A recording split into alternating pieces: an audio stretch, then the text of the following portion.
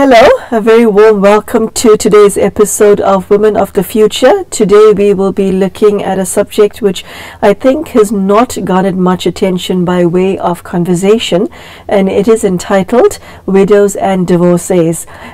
Sister Denise is of the view that this subject is very relevant in this series because there are hundreds of thousands of such women across the globe whose needs are not being met, who are being ignored, and who are carrying burdens on their shoulders that have spiritual solutions that they're ignorant about. So if you fall into this category or categories, shall I say, and this is a burden to you, I do invite you to join us for this half an hour where you will receive some spiritual enlightenment to understand how to live your life in a more productive way.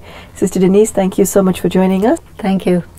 Widows, that is an unusual topic. Tell us why it's of interest to you. You know, in the traditional society, a woman is valuable when she's married. And before she gets married, she's potentially marriageable, so she has some value. She's about to get valuable. But if her husband dies, then in traditional society she doesn't have the right to remarry, so very often she'll be put away in some kind of ashram and very often badly abused. And you see this very interestingly depicted in the film Water by Deepa Mehta, which really showed light on the condition of women in the 1930s, which was also the time when the Brahma kumaris began. So it was really very, very hard if you were widowed as a young child. And of course they favored child marriage at that time. So one thing, if we can refer back to the Declaration of Human Rights, you see that a woman has a right to not be married until the age of 18. And so that you couldn't be widowed before the age of 18, so that was a little bit better already. A woman becomes a widow when her husband dies. You have the word widower for a man who loses his wife, but in traditional patriarchal societies, well, he can go out and get another wife. And or if anything else goes wrong with his wife, in many patriarchal societies a man can have a second wife, third wife, fourth wife, whatever he wants, but the woman doesn't have that opportunity. The society doesn't allow it, so it's very, very inequitable.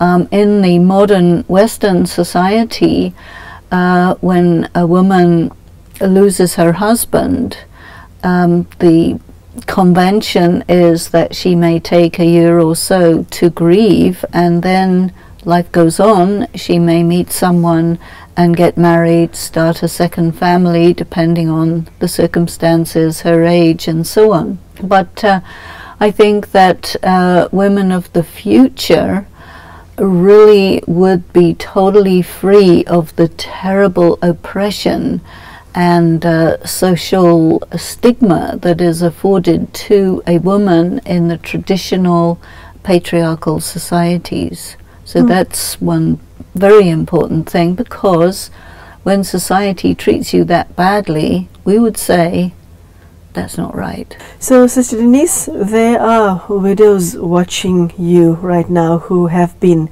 badly treated and stigmatized just by virtue of the fact that they are widows. How do they heal?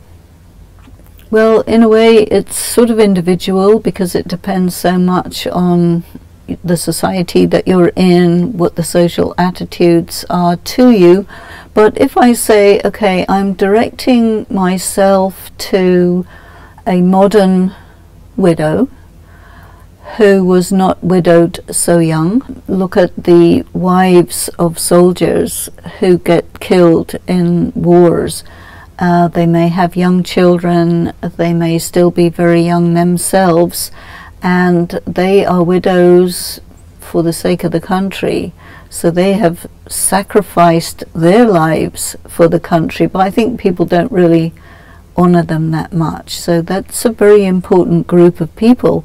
And now that the world is full of wars, there were maybe many women whose husbands are killed in, conflict. Then you also get women who are married to men who do dangerous jobs like mining, any job where you could get killed on the job. And then he's in his prime of life. All of a sudden she may have a young family. She has to become the head of the household. She has to become the breadwinner, and she would not be prepared for that. She may or may not have an education. So, it's a very big trauma for a woman to get widowed. Then, of course, there are women who are widowed because their husbands die from an illness or another kind of accident. When all of a sudden something like this happens, it's a very big trauma. Yeah, it is. So you have to heal emotionally. You have to consider your new position socially. You have to look at the children. You have to look at finances and all of these very practical things. And so I think it's very, very important for there to be women who support women whose conventional male support system has suddenly been taken away. Because I think that the woman of the future would definitely be one who supports other women, including widowed women. Sister Denise, I knew someone who lost her husband when she was in her early 30s, and what she told me was, I refuse to be called a widow because that's not my identity. Now, I know her for about 10-15 years, and she is a strong, independent woman, and I've always respected her for that. She refused to accept anyone's sympathy. That was big of her, then and now. Yeah, and I think that I would go along with that too, because to accept the word widow is to take all the baggage that comes with it, including that. I don't think it's really sympathy, it's more like pat on the head, which is not very nice. Kind of pity. Condescending Pity. Yeah, who wants that? And no, I definitely feel that we're using the word widow because we're looking at the subject. Yeah. But I definitely agree that that is not my identity. But society puts it on people, you see. So you have to slough it off, and that's a huge piece of work. Yeah. I would invite the listener at home to ask herself, or say this to herself right now, that is not, being a widow is not my identity. That is very empowering. I don't think, Sister Denise, women understand how loaded the term is. The title prevents a lot of women from leading happy lives. I know a category of women, not just one, who've lost their husbands decades ago, who are still grieving. Yes, because you are trained to think that your husband is your guide, your God, your resource, your everything, you see, and that you can only marry once. I mean, there are many religions that say a woman may not marry again, otherwise she's out of the religion. And so this is all the energy of the patriarchy causing women to suffer just because they think it's a good idea. And what's good about that idea? No, I don't agree with it at all. And I think a woman of the future would not use that term widow. Yeah, I think the woman will say, okay, I think she wouldn't even use the word husband, because the word husband is used for looking after animals, you provide them with animal husbandry. Oh God, that's funny. No, but that's, that's how it's used. In veterinary science, yes. I've seen that it's more common nowadays to use the word partner to refer to your significant other as your partner. Yeah, and I think this word significant other is good, partner is good, and I think, you know, as women are developing a new identity, they're also developing a new vocabulary which has come into the mainstream. And so, okay, my partner left the body is very different from I'm a widow. Yes, it's liberating and empowering at the same time. Definitely. Yeah. You know, and if I don't have this partner, there's nothing to stop me getting another partner, because I may wish to be in partnership. I think a woman should have as much right as a man to get another partner in life. You know, to discriminate against women in that way is not helpful. In the context of the title, freedom is a choice? I think it's not really a choice, it's an achievement, because you have to fight for your freedom, work for your freedom. It's a big thing to gain freedom, because we live in a world which tries to deny you freedom. Okay, so one has to fight for it, but the fight is largely internal, isn't it? Well, it's internal and external, but the internal part ensures that the external will be successful, because if you fight for it externally and you don't do it internally, you'll lose your freedom again. Sister Denise, I know a number of women who cannot get over the death of a spouse. They just can't. And it's not because of whatever society has imposed upon them. It's not because of any external force. That's just how they're wired.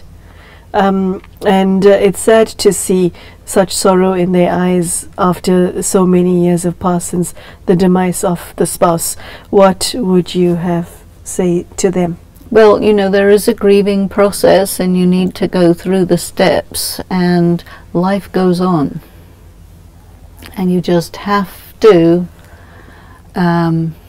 live and not live in the past. I think women who grieve to that extent, they're staying in the past, if only, what if, all of this kind of thing, and they're not doing themselves any favor by doing that. But of course, you know, all one can do is suggest and inspire and so on, but if a person, you know, wants to condemn themselves to that, not much you can do. But we should definitely not encourage it.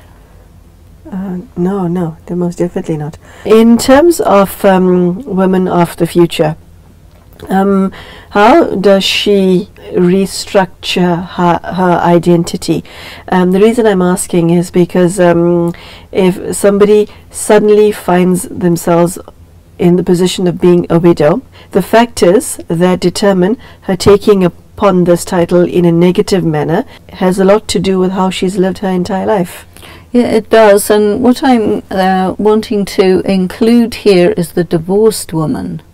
Okay, so we're looking at widows and divorced women, both of whom are quite loaded titles. I think we should, because, you know, sometimes it happens that a couple realizes that their relationship is not going anywhere and they agree to divorce and they start another life. But very often divorce is a very emotional thing because of infidelity or abuse or something like this, so that a woman who's divorced is called a divorcee. She's being divorced by someone else. Divorcee means that. And divorced also means cut, you know.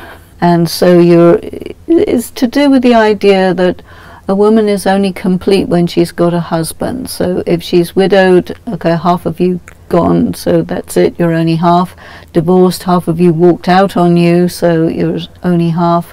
But there's this attitude to women that, well, you should have held out. What about the children? You're bad, you know. So in a way, the widow doesn't get that, but the divorced woman does get a lot of negative messages. And certainly I remember my mother and father divorced when I was about 12, and in British society at that time it was considered very, very bad.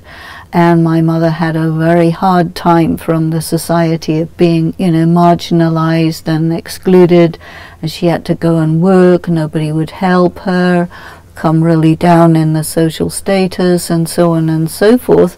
And so the divorced woman at that time had to have a great deal of courage to handle the financial insecurity and the social negative attitudes. But I think now, where the divorce rates are so high, that what we have to say to the young woman is, you're likely to get divorced. Prepare for it. Yes. And so make sure that you are capable of looking after yourself financially, emotionally, psychologically, that you're capable of managing your family if you end up as a single parent. So it's a very different message to the women today. Don't expect and don't rely on the idea of having a man by the side of you for the rest of your life, because the chances are slim. You know what I find fascinating, Sister Denise? Despite overwhelming evidence to the contrary, so many women, so many young women being born today and 10 years and 15 years from today, not ones being born in the previous century, believe in happily ever after. They've been watching Disney. Right. Okay, but I find that shocking, because that is not reality.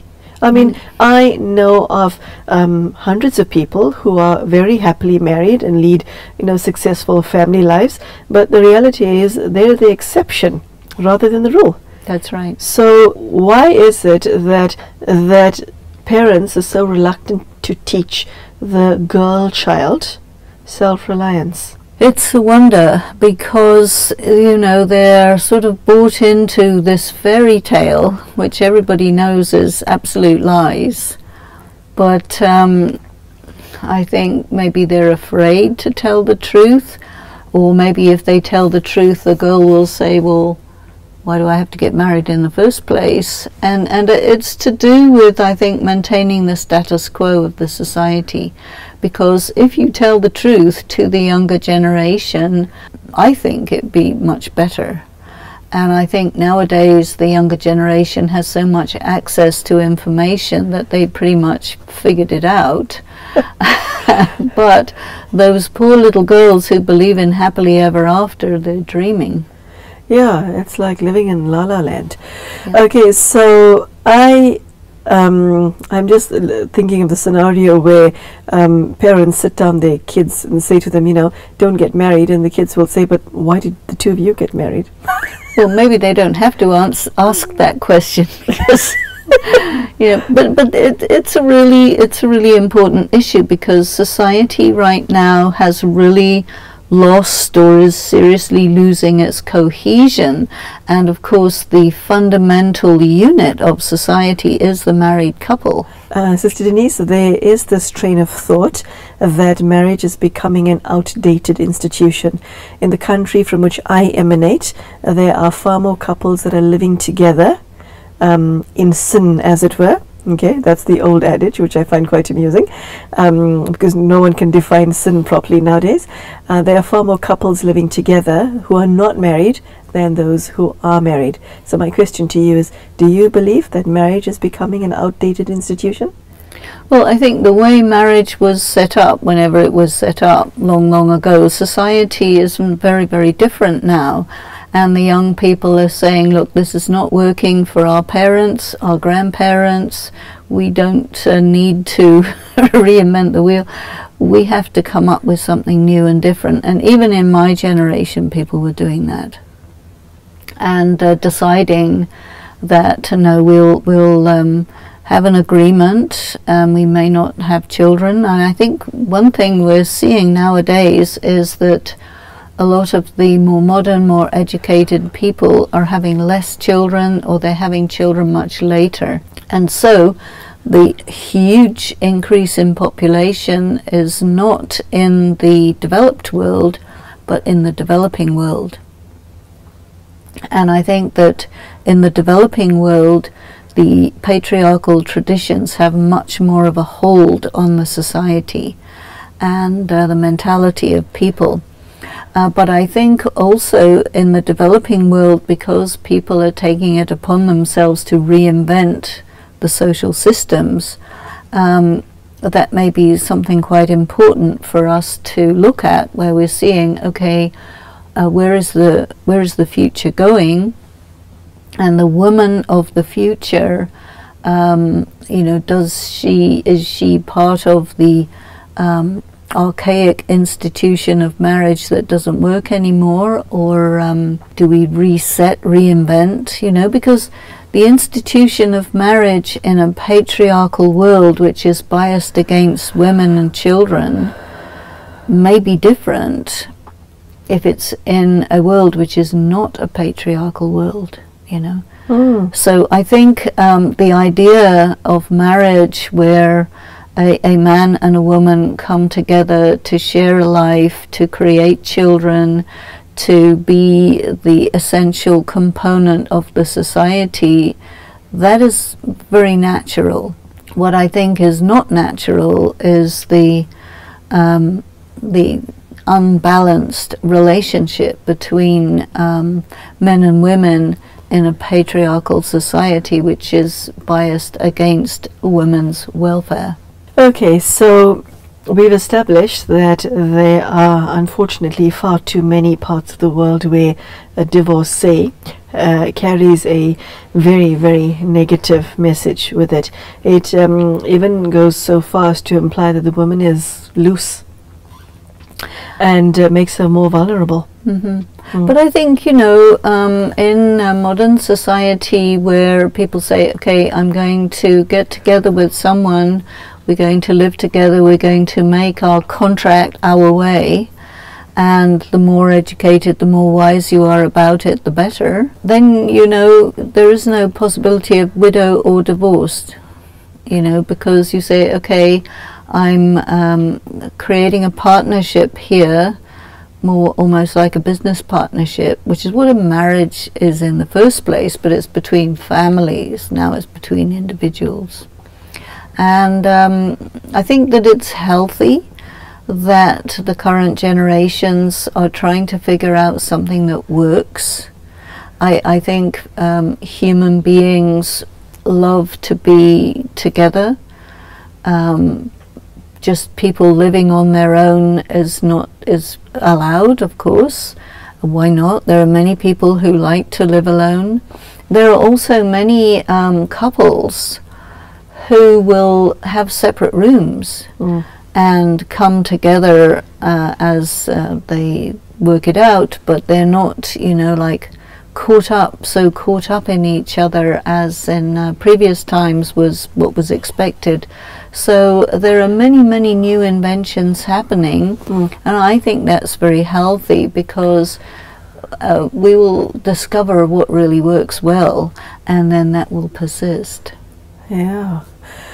Yes, as you say that, I'm thinking of a line that I heard from Khalil Gibran in Prophet, that it's about marriage, and he says, let there be spaces in your togetherness. I think that's so important. You need time apart. If you're all caught up and enmeshed with one another, you're going to get really fed up really quickly. Okay, so Sister Denise, we've digressed quite beautifully into marriage, okay, but last word from yourself for widows and divorcees who are watching you right now, who are carrying the burden of those titles on their shoulders, not the ones who are using their newfound freedom to explore the world. Well, I would say it's never too late to reinvent yourself. I would say if you're carrying the burden of the word divorcee or widow, throw it off. Call yourself something different. Look at your potential, your talents, and so on. And even in the face of social disapproval, develop yourself so that you are financially capable of taking care of yourself, and that you forge a new relationship with a society where you're really in your dignity and in your power, and definitely take advantage of cultivating your spirituality, because this is the thing that's going to fill that possibly empty part of your own being. So there you go, women of the future. Sister Denise has shared with us the stigmas that are associated with the terms widows and divorcees. If you fall into this category and you feel that you are burdened by either of these titles, you now have carte blanche permission to reinvent yourself. I really like that term, to reinvent yourself. I hope that this spiritual message has given you a new lease on life, and I thank you for joining us today. Thank you and goodbye. I do hope to see you soon for the next episode. Take care.